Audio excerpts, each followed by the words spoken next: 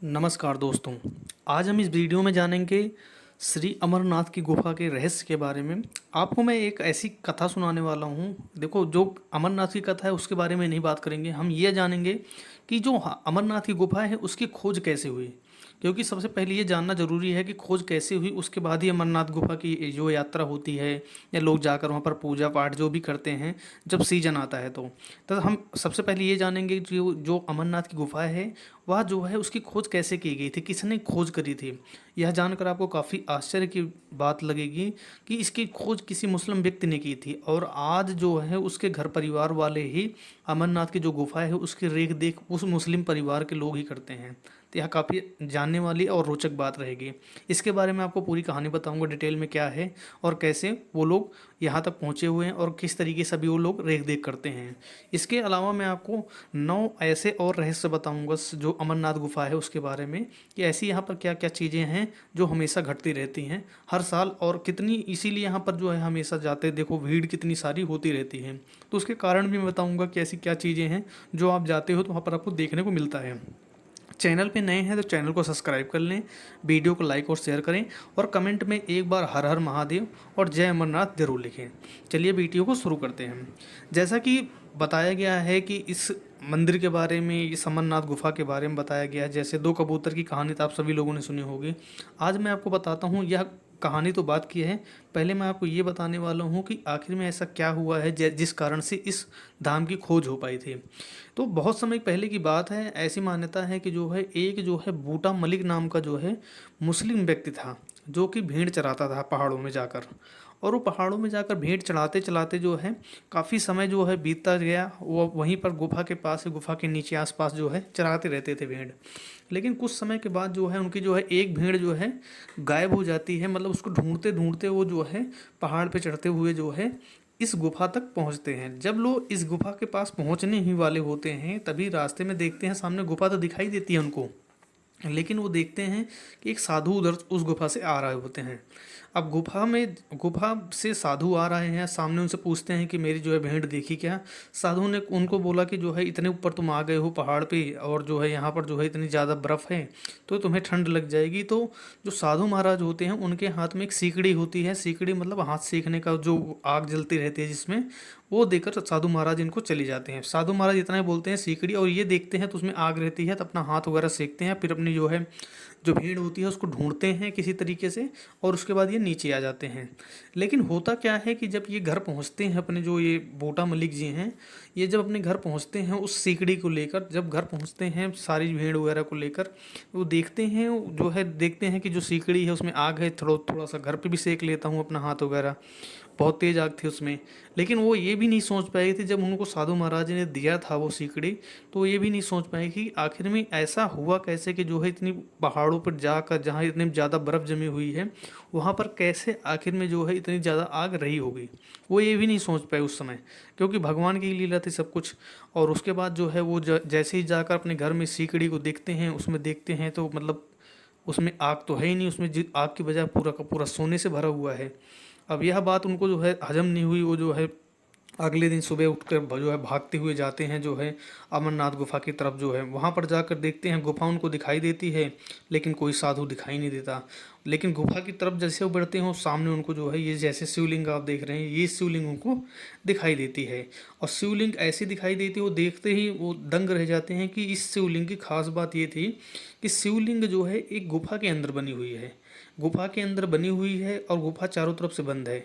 ना पानी आने का स्रोत है, ना बर्फ़ का कोई वहाँ पर कोई ऊपर तो बर्फ़ पड़ी हुई है, लेकिन जो है पानी का जब कोई स्रोत नहीं है तो गुफा के अंदर शिवलिंग बना कैसे।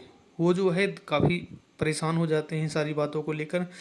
और वहाँ पर जाकर मतलब उनको ये चीज़ तो पता लग जाता है कि यहाँ पर कुछ तो जो है ऐसा है जो मुझे नहीं समझ में आ रहा है। तो वहाँ से आते हैं और बूटा मलिक जी जो है नीचे आकर जो है अपने गांव में जाकर जो है सभी लोगों को बताते हैं कि मैं ऐसे ऐसे मेरे साथ हुआ है और ऐसी ऐसी चीज़ें हुई हैं। और अंततः वहाँ पर जो है एक शिवलिंग बना हुआ है सफ़ेद रंग का जो है।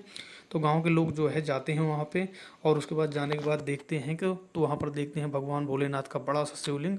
और उसके बाद से ही ऐसी मान्यता है, तो ये थी उनकी खोज की कहानी। और उसके बाद से ही ऐसी मान्यता है कि वहाँ पर जो है पहली बार जो है उसके जब ये खोज हुई थी उसके 3 साल बाद जो है पूरी कहानी निकल के आई सामने। फिर पुराणों में देखा गया कि कैसे कैसे क्या लिखा हुआ था, तो वो यही जो है जगह थी, यही अमरनाथ की जो कहानी थी यहीं पे सुनाई गई थी अमरनाथ कथा। यहाँ पर जो है उसके बाद जब ये सब कुछ हो जाता है उसके 3 साल बाद से जो है अमरनाथ की यात्रा का प्रारंभ होता है। तो यह थी इनकी खोज की कहानी जो अमरनाथ की मैंने आपको बताई। अब बात करते हैं अगले रहस्य के बारे में। जैसा कि आप सभी को पता है यहाँ पर जैसे 2 कबूतरों के बारे में बताया जाता है कि 2 कबूतर हैं, हमेशा ही रहते हैं वहाँ पर। लेकिन एक खास बात ये भी है कि वो कबूतर किसी किसी को दिखाई देते हैं, आप भी जाओगे शायद आपको दिख जाएं। लेकिन ये जानने वाली और समझने वाली ये बात है इस गुफा की कि वहाँ पर जो है हमेशा जो है बर्फ़ पड़ी रहती है, और ये वहाँ पर ना कोई आटा चावल डाल के जाता है कबूतरों को पूरे सीजन के लिए, कि सिर्फ 2 ही कबूतर उस गुफा के अंदर रहते हैं। और ये सबको ज़्यादातर लोगों को दिखाई दे देते हैं। और ऐसी मान्यता है ये जो 2 कबूतर हैं ये माता पार्वती और भगवान भोलेनाथ हैं। तो ऐसी ये भी है कि ये जो दो कबूतर वहाँ पर अभी भी विराजमान है वहाँ पर, उसी के कारण से शिवलिंग बनता है, ऐसी मान्यता है।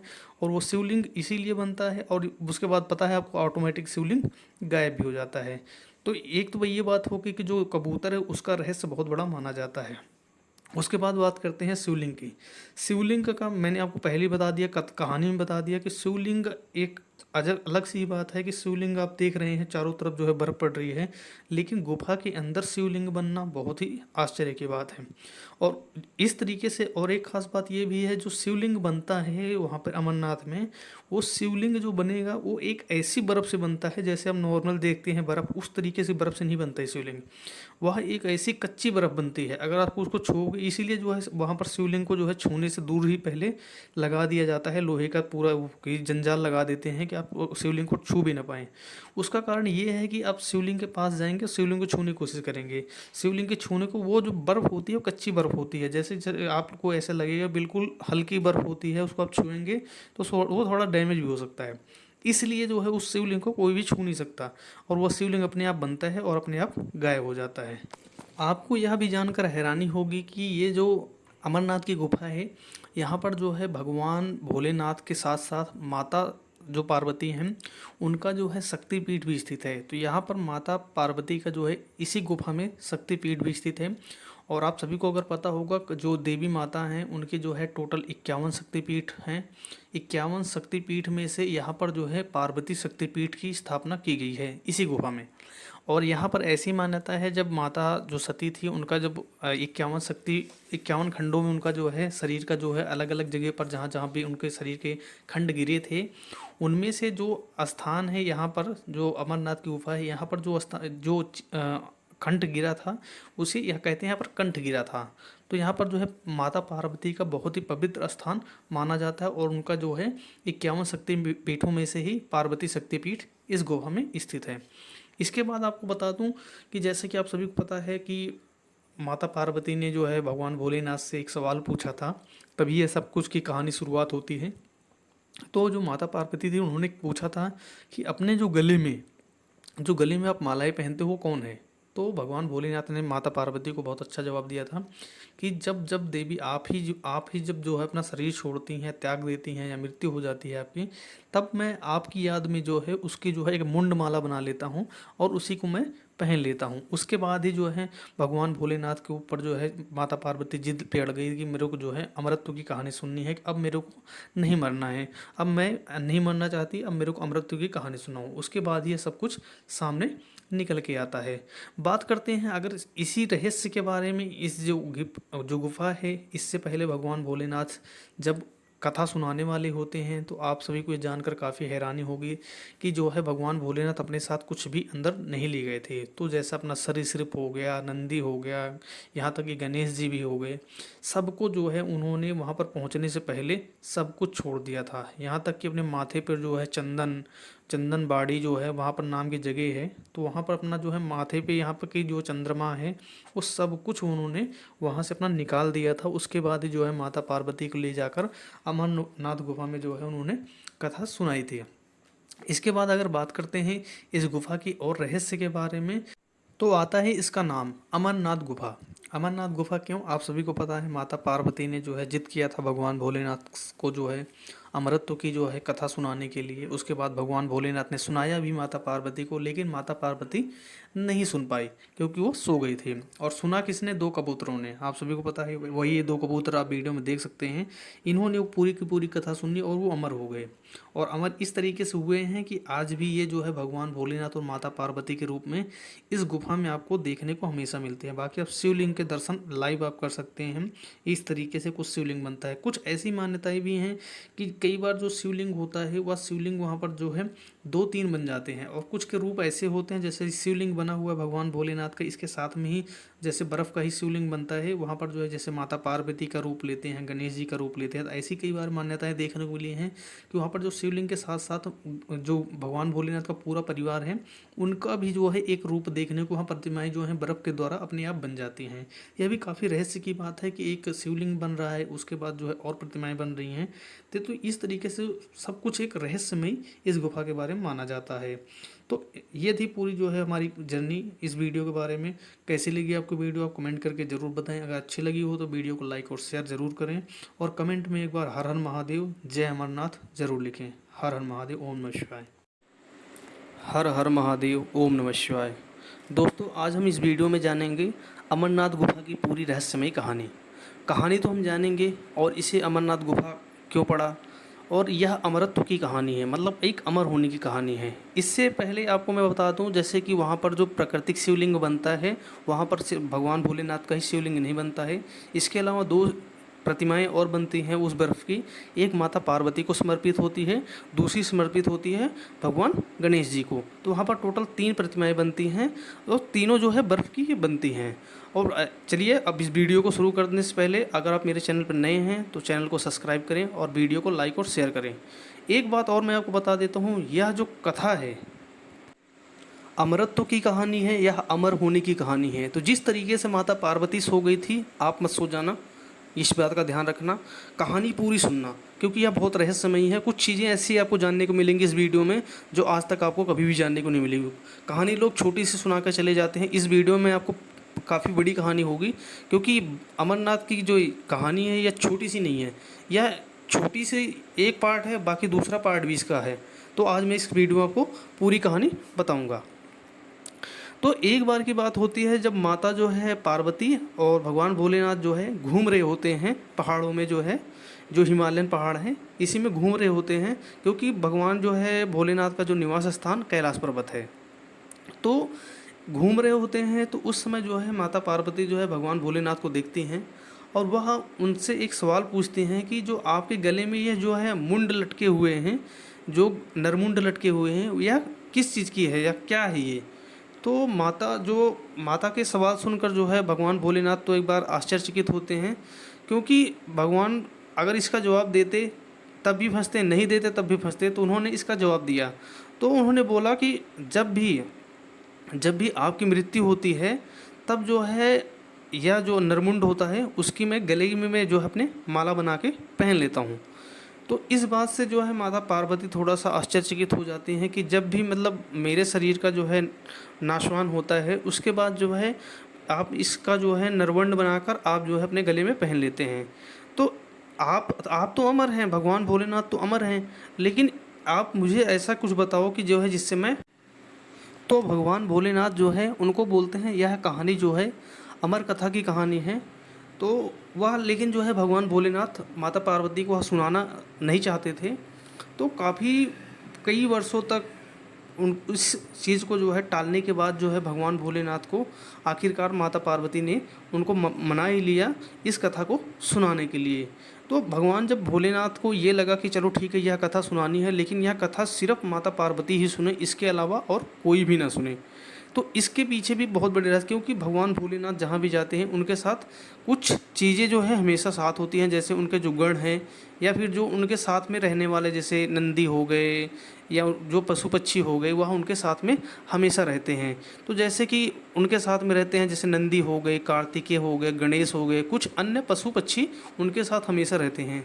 तो भगवान भोलेनाथ को वो अपनी पंच चीज़ें, जो 5 चीज़ें थी, उनको भी त्यागनी पड़ी थी इस कथा को सुनाने के लिए। सिर्फ माता पार्वती की जो जिद थी कि इस कथा को मैं सुनूंगी, और उस कथा को सुनने के लिए जो है अपने भोलेनाथ ने अपने जो 5 चीज़ें मुख्य मुख्य थी, उनको भी एक एक करके जो है सबको एक एक करके छोड़ना पड़ा था एक उस कहानी को सुनाने के लिए।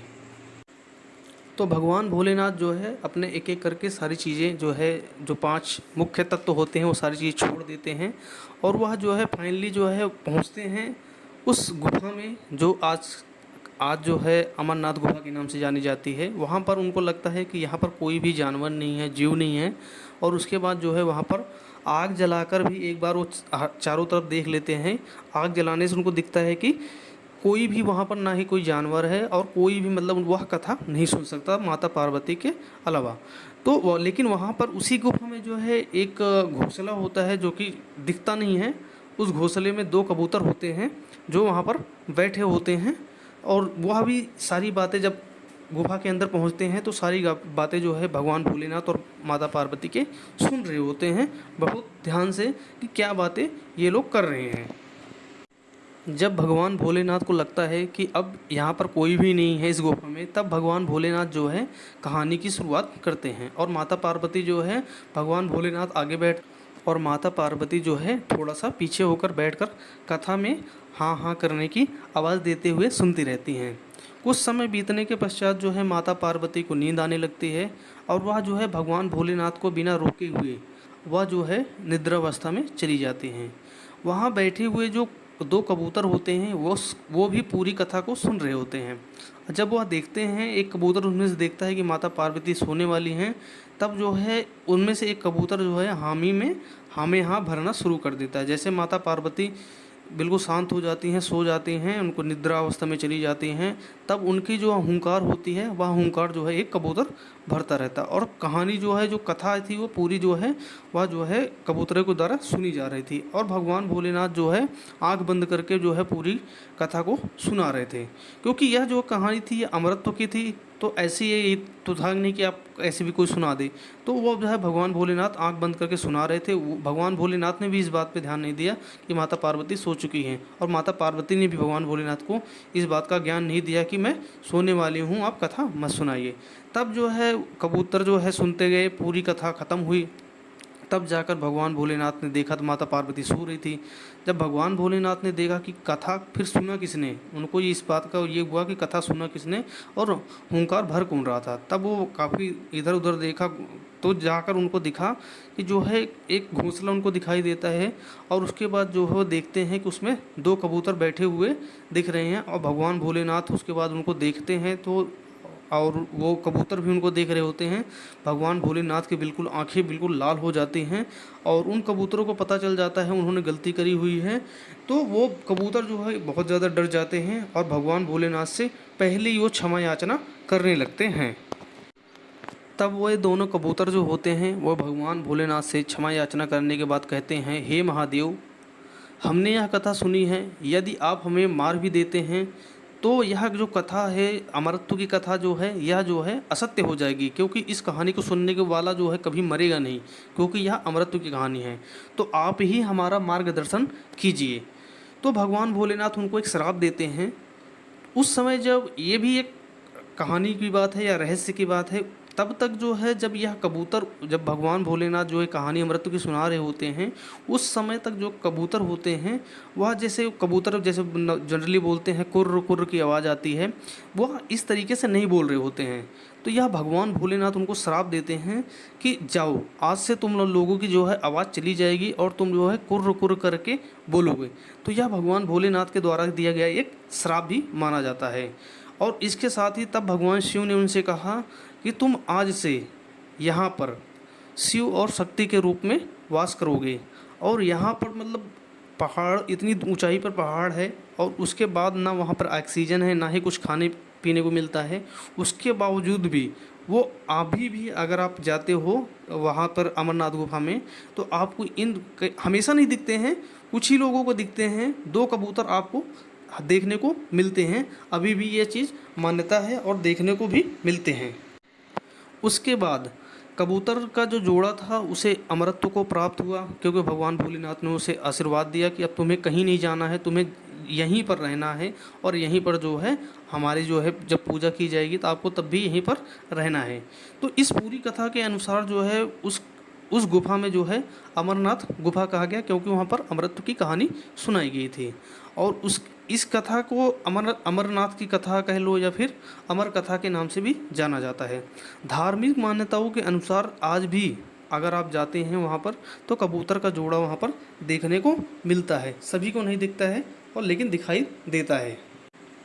आज के समय में अमरनाथ की यात्रा जो है काफ़ी फेमस है और वहाँ पर जाने वालों की इतनी ज़्यादा भीड़ होती है कि आप अगर जाकर अपना रजिस्ट्रेशन भी करवाते हो तो शायद उस समय आपको रजिस्ट्रेशन में भी बहुत ज़्यादा समय लग जाता है, क्योंकि इतनी ज़्यादा फेमस हो गई है और पहले से जो रास्ता जो है काफ़ी सुगम बना दिया गया है। तो यह थी जो है भगवान भोलेनाथ की अमरत्व की कहानी जो माता पार्वती को सुनाई थी। वैसे इसी गुफा से एक कहानी और जुड़ी हुई है, वह है सुखदेव मुनि की कहानी। वह भी इसी गुफा से जुड़ी हुई कहानी है, लेकिन उस कहानी में थोड़ा सा मतभेद है, इसलिए उस कहानी को मैं नहीं सुना रहा। बाकी आप इस समय देख सकते हैं अमरनाथ गुफा जाने के लिए कितनी ज़्यादा भीड़ लगी रहती है। वीडियो के माध्यम से आप देख ही रहे होंगे। पूरी 1 महीने तक यात्रा चलती है अमरनाथ गुफा, बाकी 6 महीने बाद मतलब यहाँ पर पूरा बर्फ़ से ये सारा एरिया ढक जाता है। तो ये था पूरा जो है इस कहानी का सार। तो वीडियो कैसे लगी आप जो है वीडियो को में जैसे कि कमेंट करके आप बता सकते हैं, या कुछ सजेशन हो तो आप हमें दे सकते हैं। बाकी ये कहानी थी पूरी कबूतर की, और आज भी कबूतर आपको सभी को नहीं देखने को मिलता। ऐसी मान्यताएं हैं कि कुछ लोगों को ही देखने को मिलता है, और जिनको देखने को मिलता है उनकी जो भी मनोकामना होती है वह ज़रूर से ज़रूर पूर्ण होती है। तो ओम नमः शिवाय, हर हर महादेव, हर हर महादेव, हर हर।